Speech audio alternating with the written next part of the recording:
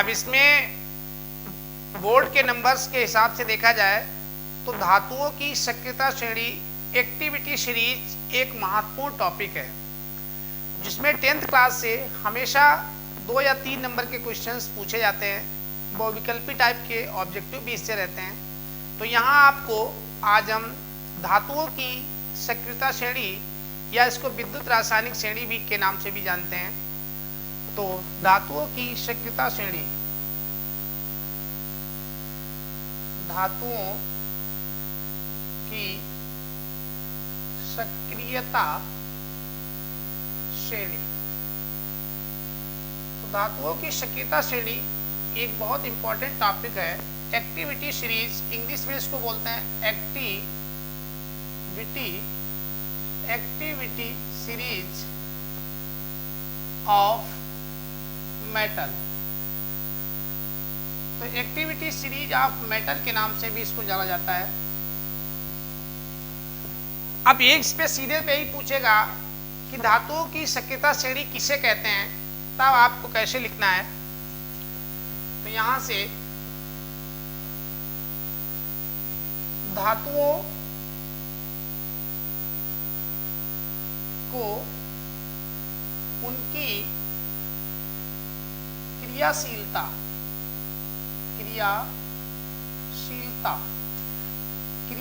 का मतलब है रिएक्टिविटी कि वो कितने रिएक्टिव है। तो धातुओं की उनकी क्रियाशीलता के आधार पर घटते क्रम में यानी डिसेंडिंग ऑर्डर में एक श्रेणी कह या सूची कह बनाई गई है जिसे धातुओं की सक्रियता श्रेणी कहते हैं, जिसे धातुओं की सक्रियता श्रेणी कहते हैं। तो ये तो सिंपल है कि कौन सी धातु कितनी रिएक्टिव है। कोई बहुत रिएक्टिव होती हैं, कोई कम रिएक्टिव होती हैं। तो धातुओं की जो क्रिया करने की गुण है या जो रासायनिक अभिक्रिया में पार्टिसिपेट करने की जो कैपेबिलिटी है या रेटिंग है, उसके आधार पे एक श्रेणी तैयार की गई है जिसे धातुओं की सक्रियता श्रेणी कहते हैं कि कौन सी धातु कितनी सक्रिय है, कौन सी धातु कितनी एक्टिव है रिएक्शन करने में। अब इसमें इनको एक घटते क्रम में दिया गया है। तो ये श्रेणी आपकी याद करने का एक शॉर्टकट ट्रिक भी है, उससे भी आप याद कर सकते हैं।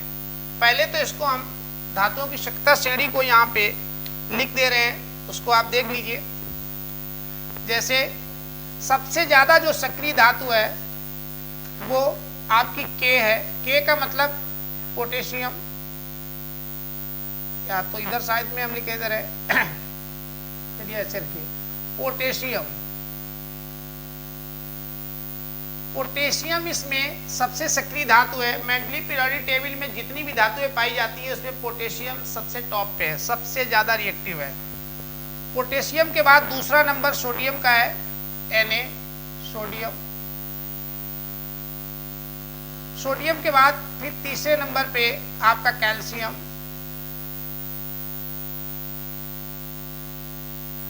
कैल्शियम के बाद फिर आपका चौथे नंबर पे मैग्नीशियम,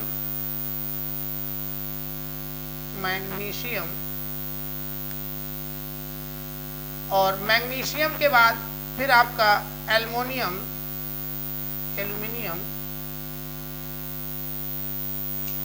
एल्युमिनियम से के बाद में फिर आपका आ जाता है Zn यानी कि जिंक,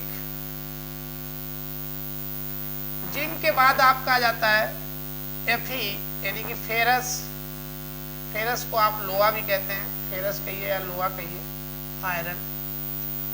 फिर इसके बाद आपकी आ जाती है टिन, टिन को आप एसएन के नाम से जानते हैं, टिन। उसके बाद में फिर लेड, Pb, लेड आ जाता है, जिसको शीशा या कांच कहते हो, शीशा या कांच के नाम से जानते हैं। और फिर उसके बाद में हाइड्रोजन आती है, तो इसको रेड कर लीजिए क्योंकि यहाँ से इसकी बिरादरी बढ़ती है, तो हाइड्रोजन को आप रेड कर लें। तो ये आपकी हाइड्रोजन, यहाँ से श्रेणी के 2 पार्टीशन हो जाते हैं और हाइड्रोजन के नीचे वाले फिर आप उसमें जो है कॉपर Cu आ जाता है, इसको कॉपर कहते हैं, कॉपर या तांबा के नाम से आप जानते हैं। उसके बाद में Hg आ जाता है, Hg आपकी मरकरी होती है, मरकरी भी कहते हैं, पारा भी कहते हैं इसको। और उसके बाद में चांदी आ जाती है आपकी Ag, सिल्वर। और सबसे कम सक्रिय में है सोना, Au, जिसको आप गोल्ड कहते हैं, सिल्वर, गोल्ड, सोना। तो ये आपका गोल्ड सबसे कम सक्रिय है। तो इस टाइप की एक सीरीज बनती है। तो टोटल इसमें तत्व आप काउंट करें तो निश्चित रूप से 1 2 3 4 5 6 7 8 9 10 11 12 13 14, जिसमें हाइड्रोजन को मिड में स्थान दिया गया है कहने के हिसाब से, क्योंकि हाइड्रोजन से इस सीरीज के कैरेक्टर डिसाइड होते हैं, थोड़े अलग अलग हो जाते हैं। अब इसमें इनको आपको याद करने का एक शॉर्टकट तरीका भी है, आप चाहें उसको फॉलो कर लें तो इसे बहुत आसानी से याद कर सकते हैं। जैसे यहाँ पे देखिए, तो कनक मांगे Lg, तो कनक, फिर मांगे, कनक मांगे Lg, कनक मांगे Lg, फिर क्या मांगेगी, टिन, टिन के बाद में लेड, फिर उसके बाद में है। इतना कर लीजिए। नीचे वाले में कोई जरूरत ही नहीं है, आप एक ही बार कहेंगे कॉपर, पारा, सिल्वर, गोल्ड। कॉपर, पारा, सिल्वर, गोल्ड, तो ये ऐसे याद हो जाएगा, कॉपर, पारा, सिल्वर, गोल्ड, क्योंकि अधिकतर ऐसा है। देखिए चांदी, सोना, सोना सबसे महंगा है, महिलाएं पहनती हैं, उसके बाद चांदी, मरकरी एक याद रखिए, उसके बाद कॉपर। तो इसको तो हम ऐसे याद कर सकते हैं, कॉपर, पारा, सिल्वर, गोल्ड। तो ये आपको ऐसे याद हो जाएगा, कॉपर, पारा, सिल्वर, गोल्ड। तो ये रिएक्टिविटी का क्रम है, ऐसे जो नीचे की ओर चलता है, ऊपर से डाउनवर्ड। ऊपर अधिक सक्रिय, तो यहाँ पे ये अधिक सक्रिय वाली हैं,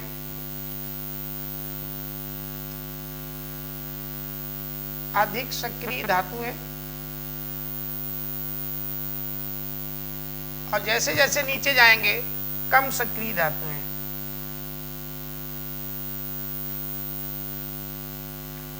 तो नीचे का क्रम इसका कम होता जाता है।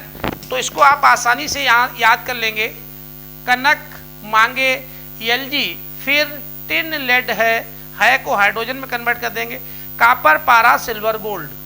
तो इस तरीके से इसे आप याद भी कर सकते हैं। ये बहुत महत्वपूर्ण है, क्योंकि इसके बगैर कोई भी रासायनिक अभिक्रिया आप करेंगे तो कैसे पता चलेगा कि ये इसके साथ क्रिया होगी या नहीं होगी, वो अभी हम इसके महत्व के अंतर्गत बताने जा रहे हैं।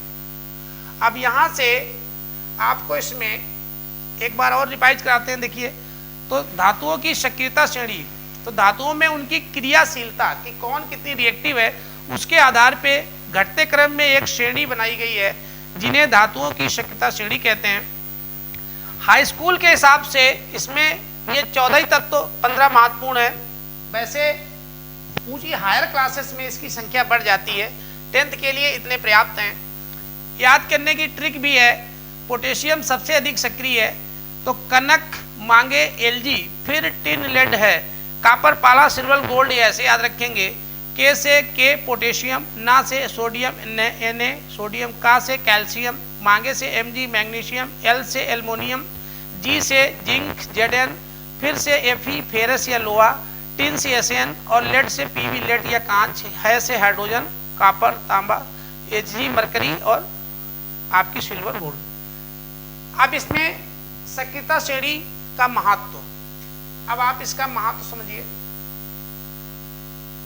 सक्रियता, इसको मिटा देते हैं या फिर यही बता देते, सक्रियता श्रेणी का महत्व। तो सक्रियता श्रेणी का महत्व, importancy of activity series, importancy of activity series, importancy of activity series.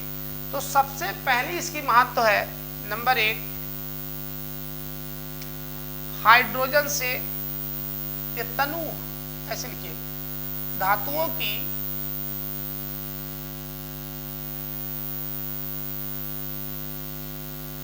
तनु अम्लों से क्रिया। तो धातुओं की तनु अम्लों से क्रिया, डाइल्यूट एसिड से धातुओं की जब क्रिया कराते हैं, यहाँ पे 2 केसेस डेवलप होते हैं, इसीलिए हमने कहा था कि हाइड्रोजन को रेड कर लीजिए। तो इसमें लिखेंगे हाइड्रोजन, हाइड्रोजन से ऊपर स्थित, हाइड्रोजन से ऊपर स्थित, ये देखिए हाइड्रोजन से जितनी भी ऊपर वाली हैं यहां तक, ये हाइड्रोजन से, और ये सब हाइड्रोजन के नीचे वाली है। तो हाइड्रोजन से ऊपर स्थित धातुओं के साथ क्रिया, किसकी क्रिया कराएंगे? तनु अम्लों की क्रिया, ब्रैकेट में लिख दीजिए, तनु अम्लों से करने पर हाइड्रोजन गैस, हाइड्रोजन गैस मुक्त होती है, मुक्त होती है। तो हाइड्रोजन से ऊपर वाली जितनी धातुएं हैं, इनकी यदि हम तनु अम्लों से क्रिया कराएंगे तो उसमें हाइड्रोजन गैस मुक्त होगी, जबकि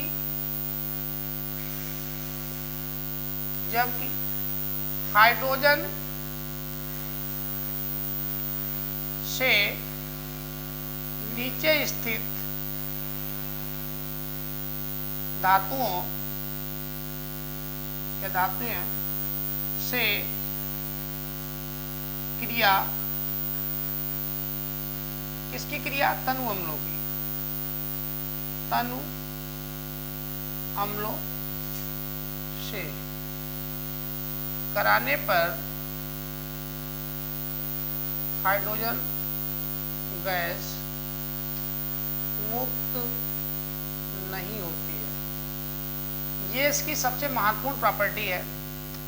फिर से एक बात ध्यान दीजिए, धातुओं की तनु अम्लों से क्रिया, डाइल्यूट एसिड से क्रिया, हाइड्रोजन से ऊपर स्थित, जितनी हाइड्रोजन के ऊपर स्थित हैं के साथ धातुओं के साथ क्रिया कराने पर हाइड्रोजन गैस मुक्त होती है, जबकि यहाँ से हाइड्रोजन से नीचे स्थित, हाइड्रोजन से नीचे कौन है? कॉपर, सिल्वर और आपकी कॉपर, पारा, सिल्वर, गोल्ड, इनके साथ क्रिया कराएंगे तो यहाँ हाइड्रोजन गैस मुक्त नहीं होगी। अब देखते हैं कि एग्जाम्पल के माध्यम से इसको समझते हैं। उदाहरण देखिए, ये हमने तनु HCl ले लिया, डाइल्यूट एसिड, ये M लिया और इसकी क्रिया हमने करा दी Fe से। Fe को आप जान ही रहे, फेरस। तो जब भी इससे C क्रिया कराएंगे, अब देखिए Fe जो है वो हाइड्रोजन से ऊपर है, तो जब हाइड्रोजन से ऊपर है तो ये हाइड्रोजन गैस को बाहर निकाल देगा, इसको बाहर निकलेगी तो FeCl बना लेगा। क्योंकि फेरस अधिक रिएक्टिव है तो इसके साथ रिएक्ट कर जाएगा, FeCl2 बनाएगा और साथ में H2 गैस बाहर मुक्त होगी। तो और इस टाइप की अक्रियाओं को, जिसमें ये विस्थापन अक्रियाएं हैं, क्योंकि इसमें कोई न कोई पदार्थ धातु को विस्थापित किया जा रहा है, तो ये अभिक्रिया विस्थापन अभिक्रिया कहलाती है। विस्थापन अभिक्रिया, ऐसी अभिक्रियाओं को विस्थापन अभिक्रिया कहते हैं, या इंग्लिश में कहें तो डिस्प्लेसमेंट रिएक्शन है ये, डिस्प्लेसमेंट रिएक्शन। डिस्प्लेसमेंट रिएक्शन है जिसमें कोई न कोई पदार्थ बाहर डिस्प्लेस्ड हो जाता है। तो ये तो हमने पहले इस वाले पार्ट के लिए बता दी। ये हाइड्रोजन से जो ऊपर स्थित थी, क्योंकि ये हाइड्रोजन से ऊपर स्थित थी, इसलिए इसने ये तनु अम्ल था, ये तनु अम्ल था HCl, हाइड्रोक्लोरिक अम्ल। इसका नाम तो आप जानते हैं, हाइड्रोक्लोरिक अम्ल,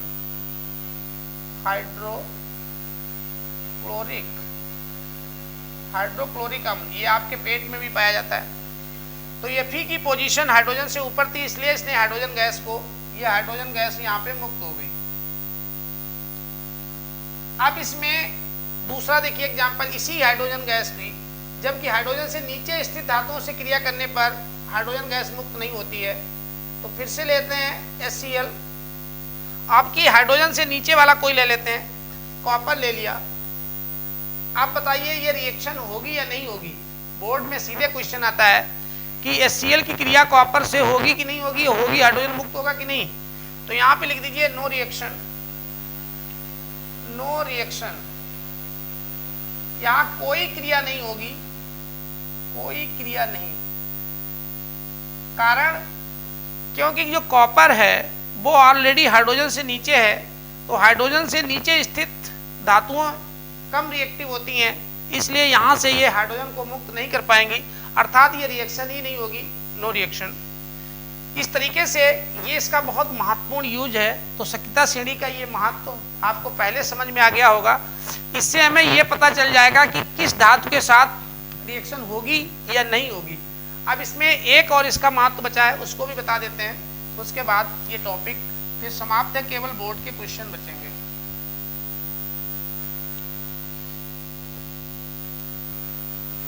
तो सक्रियता श्रेणी का दूसरा महत्व देखिए, सक्रियता श्रेणी का सेकंड महत्व, इसका दूसरा सबसे महत्वपूर्ण महत्व यह है कि हाइड्रोजन या कोई भी धातु अपने से नीचे स्थित, नीचे मतलब सक्रियता श्रेणी में, नीचे का मतलब यहाँ नीचे स्थित का मतलब है सक्रियता श्रेणी में, सक्रियता श्रेणी में। तो कोई भी धातु अपने से नीचे स्थित सक्रियता श्रेणी में धातु के लवण या लवणों के जलीय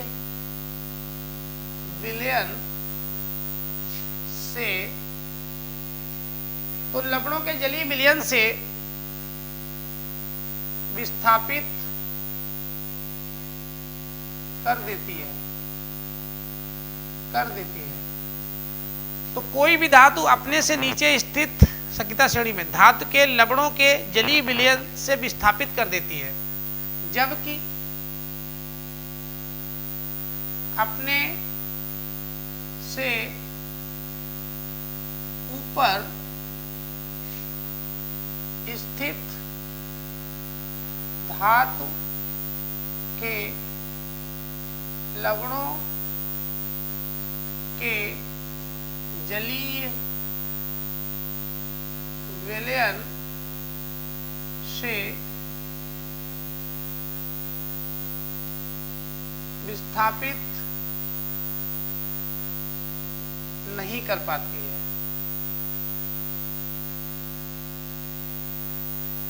तो अपने से यदि नीचे स्थित है तो उसको विस्थापित नहीं कर पाती है। अब यहाँ पे एक एग्जाम्पल के माध्यम से समझ सकते हैं।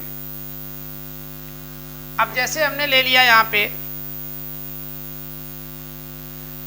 Zinc sulphate ZnSO4। अब जिंक सल्फेट की क्रिया, या यहाँ पे कॉपर सल्फेट लीजिए, तो आपको बेहतर समझ में आएगा। कॉपर सल्फेट का ये एक लवण है, यहाँ पे एक लवण है, साल्ट है। अब कॉपर नीचे स्थित है, तो इससे ऊपर वाली कोई भी धातु ले लीजिए। मान लीजिए हमने Fe ले लिया या जिंक ले लिया, चलिए Fe ले लिया। तो Fe को जब ले लेंगे तो देखिए Fe यानी जो फेरस है, लोहा, वो अधिक सक्रिय है। फेरस तो ये ज्यादा सक्रिय है क्योंकि ये इसके कॉपर के काफी ऊपर पाया जाता है, तो ये अधिक सक्रिय है। तो ये जो लवण है, कॉपर का सल्फेट का जो लवण है, इस यहाँ से कॉपर को भगा देंगे। क्यों? क्योंकि ये ज्यादा सक्रिय है, तो कम सक्रिय वाले को भगा देती है, उसका स्थान अपना ले लेती है, उसको विस्थापित कर देती है। तो ये बना लेगा यहाँ पे FeSO4 और कॉपर बेचारा बाहर चला जाएगा, कॉपर को विस्थापित कर दिया। तो यहाँ पे कॉपर को भगा दिया जाता है कम सक्रिय होने के कारण, तो यहाँ कॉपर जो है विस्थापित हो गया। तो विस्थापित कर दिया गया, किसके द्वारा किया गया? Fe के द्वारा, Fe के द्वारा। तो ये कॉपर सल्फेट का जान लीजिए एक परिवार था, इसके परिवार से कॉपर को भगा दिया गया और इसका जो सल्फेट कॉपर का था परिवार, उसको फेरस ने ले लिया, तो यहाँ से उसको डिस्प्लेस्ड कर देती है। लेकिन इसी में दूसरी रिएक्शन देखें, मान लीजिए FeSO4 है। अब इसकी रिएक्शन किसी नीचे वाले से कराइए Fe की, मान लीजिए यहाँ कॉपर सल्फेट से करा दें या कॉपर से करा दें, तो ये इसको विस्थापित नहीं कर पाएगा यहाँ पे, क्योंकि Fe ज्यादा रिएक्टिव है कॉपर की तुलना में। यहाँ पे आप तत्व को बदल सकते थे, इसको ऐसे रखिए, एक रिएक्शन और दिखाते हैं। तो यहाँ पे लिख दीजिए नो रिएक्शन, तो यहाँ कोई रिएक्शन नहीं होगा, नो रिएक्शन, क्योंकि Fe ज्यादा रिएक्टिव है कॉपर से, तो यहाँ कोई क्रिया घटित नहीं होगी। एक और एग्जांपल के माध्यम से आप समझ लें, जैसे यहाँ पे Zn जिंक सल्फेट। अब जिंक सल्फेट की क्रिया यदि फेरस Fe से कराई जाए तो जिंक ऊपर है, तो ये तो इसको भगा नहीं पाएगा। लेकिन यदि जिंक से कोई ऊपर वाला रख दिया जाए जैसे Al, तो निश्चित रूप से ये इसको भगा देगा। या Mg रख दीजिए, ऊपर का कोई और बढ़ा के रख दीजिए, Mg रख दीजिए। तो मैग्नीशियम अधिक सक्रिय है काफी जिंक से, तो जिंक सल्फेट का जो ये लवण है, यहाँ से जिंक को भगा दिया जाएगा क्योंकि इससे ज्यादा सक्रिय ऊपर की धातु है। तो ये Mg अब इसके साथ आ जाएगा, MgSO4 बनाएगा और जिंक को विस्थापित कर देगा। तो इस तरीके से इस सक्रियता श्रेणी से हमें ये पता चल जाता है कि कौन किसको विस्थापित करेगा, ये रिएक्शन होगी या नहीं होगी, इसकी भी जांच हो जाती है। अब इसी रिएक्शन में चौथी में हम देखें, यदि यही जिंक सल्फेट जो था, अब जिंक सल्फेट से कोई नीचे का रख दीजिए, मान लीजिए कोई भी ले लीजिए नीचे, जिंक के नीचे Fe या SN ही ले लीजिए, तो ये इससे कम रिएक्टिव है, तो ये नो रिएक्शन, यहाँ पे कोई क्रिया नहीं होगी, कोई क्रिया नहीं। तो इस तरीके से ये इसका एक बहुत जबरदस्त यूज है। अब बोर्ड में इसके कुछ क्वेश्चन पूछे गए हैं, वो आपको अभी हम लिख के बता दे रहे हैं जिस तरीके से बोर्ड में आते हैं। अब इसमें ये बोर्ड परीक्षा में सक्रियता श्रेणी से संबंधित कुछ सैंपल तौर पे आपको एग्जाम्पल दिखा रहे हैं जो बोर्ड परीक्षा में पूछे गए हैं। देखिए, जैसे पहला क्वेश्चन आया है, ये बोर्ड में पूछा गया है कि तांबा सिल्वर नाइट्रेट विलयन से सिल्वर विस्थापित करता है, किंतु Ag यानी कि चांदी जस्ता को जिंक नाइट्रेट विलयन से विस्थापित नहीं करता है, कारण। तो यहाँ पे कॉपर जो तांबा है, कॉपर सिल्वर नाइट्रेट, ये आपका सिल्वर नाइट्रेट है, तो कॉपर जो है सिल्वर नाइट्रेट में किया तो इसने सिल्वर को विस्थापित कर दिया। कारण, क्योंकि देखिए सिल्वर जो होता है आपका इसमें Ag जो है वो कॉपर के नीचे है, तो कोई भी अपने से नीचे वाला कम रिएक्टिव वाले को वहां से विस्थापित कर देता है। तो Ag कम रिएक्टिव था कॉपर से, इसलिए इसने इसको विस्थापित कर दिया। यही आपको कारण बताना पड़ता है। तो Ag जो है उस और कॉपर, तो इसमें से इन दोनों में Ag से कॉपर ज्यादा रिएक्टिव है, इसलिए वो इसके साथ आ गया, उसने इसको भगा दिया वहां से। ऐसे आगे पूछ रहा है जबकि जिंक को जिंक नाइट्रेट के विलयन से विस्थापित नहीं करता है। तो जिंक नाइट्रेट के विलयन से विस्थापित इसलिए नहीं कर पाता है क्योंकि जिंक नाइट्रेट में जो जिंक है जेडेन जो है वो सक्रियता श्रेणी में काफी ऊपर है कॉपर से, तो सिल्वर से काफी ऊपर है। अब इसमें जो इससे काफी ऊपर है तो उसको ये विस्थापित नहीं कर सकता है। तो यहाँ पे अभिक्रिया संभव है या नहीं पूछ रहा है, तो अभिक्रिया संभव नहीं है। यहाँ पे लिख लीजिए अभिक्रिया संभव नहीं। तो अभिक्रिया संभव नहीं है, तो अभिक्रिया संभव नहीं है क्योंकि यहाँ पे जेडेन को ये विस्थापित नहीं कर सकता है, क्योंकि जेडेन अधिक सक्रिय है। अधिक सक्रिय वाले को कम सक्रिय धातु विस्थापित कर ही नहीं सकती है, इसलिए ये रिएक्शन संभव नहीं है। तो ये रिएक्शन नहीं हो पाएगी। नीचे देखिए क्वेश्चन नंबर 3 पूछा गया है, कॉपर सल्फेट के जलीय विलयन में लोहे की छड़ मतलब Fe, ये आपको ध्यान देना, डालने पर विलयन का रंग नीला रंग धीरे धीरे गायब होने लगता है, क्यों? तो कॉपर सल्फेट में जब लोहा डालोगे तो कॉपर सल्फेट का जलीय विलयन मान लीजिए यहाँ रखा हुआ है।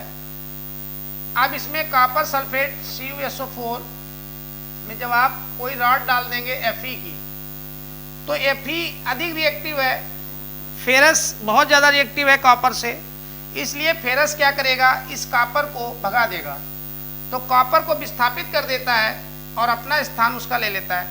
इसलिए कॉपर विस्थापित होता है तो इसलिए उसका रंग धीरे धीरे वहां से गायब हो जाता है। तो यही कारण लिख देंगे कि सक्रियता श्रेणी में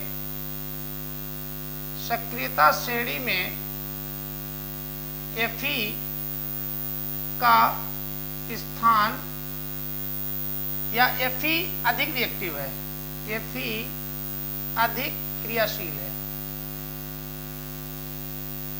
कॉपर की तुलना में, Cu की तुलना में, तो अधिक है, तो उसने कॉपर को विस्थापित कर दिया कॉपर सल्फेट के विलयन से। अतः कॉपर सल्फेट के विलयन से कॉपर को विस्थापित कर दिया, और जो कॉपर को विस्थापित किया तो उसका रंग धीरे धीरे गायब हो गया। तो इस तरीके से क्वेश्चन पूछे जाते हैं जिसको आप इसी सक्रियता श्रेणी के हिसाब से बता सकते हैं। चलिए उम्मीद करते हैं ये आपके समझ में आ गया होगा। चलते हैं, थैंक यू, बाय बाय।